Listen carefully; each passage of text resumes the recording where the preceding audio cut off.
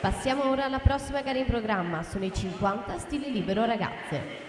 7 le batterie previste, vi presentiamo la prima: Elena Tufano in corsia 1, Carolina Milani Bonandini in 2, Noemi Maria Bertoia in 3, Sofia Ostoici in 4, Alice Michelini in 5, Alice Mantovani in 6, Martina Pederiva in 7, Graziana Affatato in 8.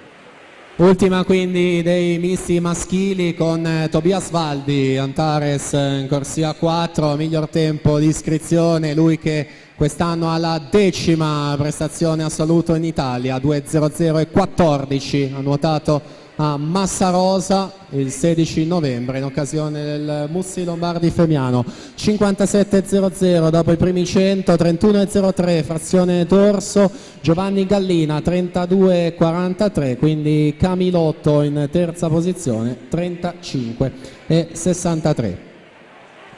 Svaldi è stato secondo in vasca lunga in categoria di Roma in questa gara dei 200 misti. Per l'Antares nuoto abbiamo detto, più giovane Gallina per la società di casa, ha vinto 3 medaglie ai Criteria nello stile libero nei misti e terzo anche ai categoria nei 100 stile.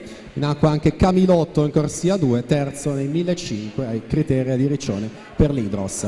Dunque Svaldi in netto vantaggio in corsia 4, quindi Gallina stabile in seconda posizione, non ci sono problemi per entrambi per accedere alla finale, mentre la lotta dietro Fiorani alla 3, Camilotto alla 2 e Stojanowski alla 6 a caccia di un posto negli 8 nel pomeriggio. Intanto là davanti Tobias Valdi chiude in 2.03 e 19, quindi miglior tempo e corsia 4 anche questo pomeriggio. Gallina 2.9.29 in quinta posizione complessiva, Camilotto 2.12.96 è 11°, quindi non basta per la finale. A breve vi daremo gli 8 finalisti, intanto si prosegue 50 stile libero ragazze.